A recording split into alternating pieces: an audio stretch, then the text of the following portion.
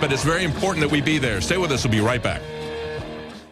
Alex Jones and our crew are on their way to the RNC in Cleveland. They'll be filing live reports. We'll have live broadcasts from Cleveland this week. I'll also be here for some of the broadcast, but for the most part, we'll be giving you live updates as to what's going on there. We've got a large number of reporters who'll be covering every aspect of that.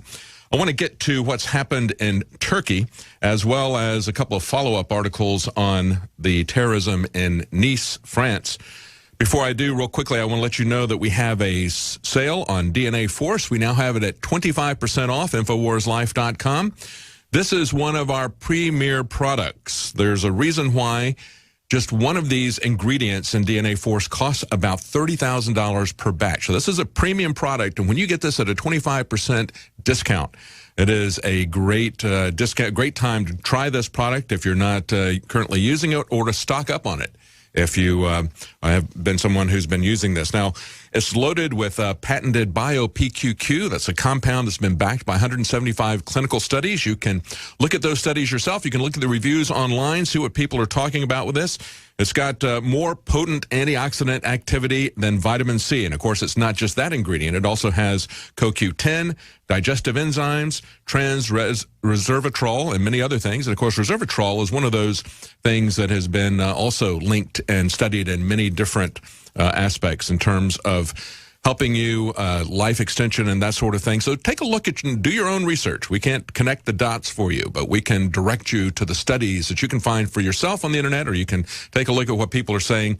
They're 25% off DNA Force at InfoWarsLife.com. Also, don't forget, as we've got the RNC convention coming up this week, get your Hillary for Prison t-shirt. They now are back in stock at InfoWarsStore.com. All new Hillary for Prison t-shirts now live at InfoWarsStore.com. And, of course, we appreciate you supporting us. And those Hillary for Prison t-shirts, you can see that now, essentially the design. We paid to fly it over Cleveland.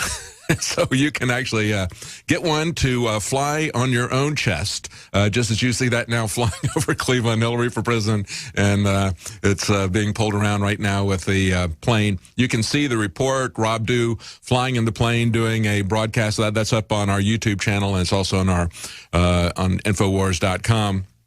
And you can get your own t-shirt there. Help support the operation. Help support what we're doing right there. Hillary for Prison 2016. Some great shots of that. Okay.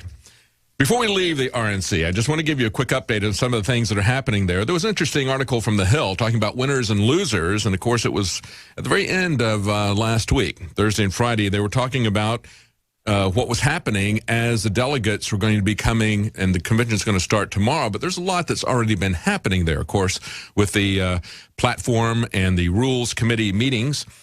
This is where the Never Trump people were going to try to change the rules and essentially alter the results of the election, saying that their opinions mattered more than the opinions of the voters. I could never get anybody from the Free the Delegates movements to come on and talk to me, to be interviewed, because it is just, quite frankly, we all understand what it is. It's a super delegate, elitist fraud committed on the voters. They go into these areas, they tell everybody, hey, we're going to have an election. You're going to get to pick this. Everybody goes, does the election. They have the elections paid for by the state. And then they say, no, we don't like the results. And we have a private party, you know. So they're public when they want to be and they're private when they want to be. You know, it's just like crony capitalism. If the banks or the light rail systems that are coming through like we have here in Texas, these crony capitalists, when they come through, they get all this money from the government saying, you know, it's in everybody's best interest for us to do this. So we need your financing. We need you to steal property using eminent domain and turn it over to us. But then if they lose money, guess who gets stuck with the bill? They privatize their profits. They make public their losses. They socialize their losses. And so that's what we see. It's not only sour grapes, but it was an effort to say, well, no, now we're private, now we're public, now we're private again, now we're public again. That all got shut down, interestingly enough. I'm sure it had a lot to do with the fact that Donald Trump picked Pence, who was essentially throwing a bone to the GOP establishment. But they're saying that Trump's positions on immigration and trade have now been officially put into the platform committee. And, you know, the platform doesn't really make that much difference. It's really the candidate is going to create his own platform, and he's not going to be governed by the platform. It has absolutely no effect on the candidate once they take office.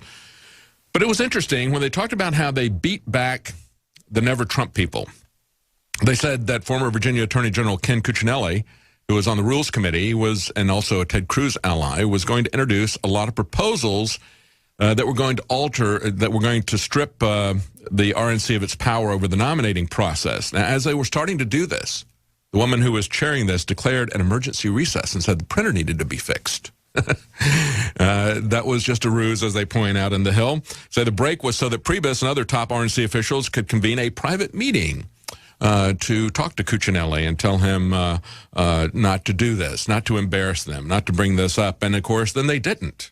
Interestingly enough, they say that what he was really trying to do, one of the key things that Cuccinelli and others are trying to do, was to make sure that future elections would not include independents or Democrats. In other words, not allow, bar independents and Democrats from voting in all RNC primaries.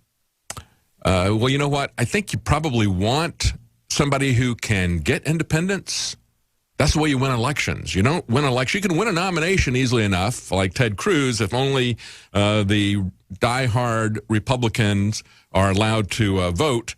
But you really want to get some. You really want to find out if you're going to get a candidate who's going to win. And of course, they keep saying that. Well, you know, we want Ted Cruz because we don't think that Donald Trump can win. Well, Donald Trump beat him largely because he got so many independents supporting him. More independents support him than support Hillary Clinton.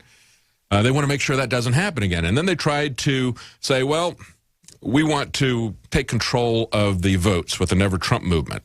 The people who were going to change the rules, they call it the Free the Delegates, saying that they're not going to be bound by the public election. They were going to just do whatever they wished. And they couched it in terms of obeying their conscience and in terms of them having First Amendment rights. What a bunch of nonsense. Now, they point out in this article from The Hill, that attracted very little support, with only about a dozen of the 112-member panel, far below the threshold, even already low, of only 28 signatures on the proposal so that it would come to the floor for a vote. So they didn't even come close to what they needed to bring this, release the delegates, free the delegates up for a vote. So it looks like that part of it is not going to happen. Meanwhile, Bob Dole is very disappointed that Jeb Bush is going to skip the convention. And I think that Bob Dole is probably the only one who would notice that Jeb Bush is missing from the convention. But he does call out Jeb Bush on the fact that, hey, he took a pledge and he said he would support the eventual nominee. And he's not doing it. Yeah. He would have betrayed us on all of the issues, just as he's betrayed himself on that pledge. Meanwhile, they are moving to talk about the fact that what we need to do with immigration is control immigration from specific countries. In other words, it's not going to be a religious test, but it's going to be a geographical test. You know, these are people that we've gone into their country, we've created a civil war, and then we want to bring that civil war to America. That's the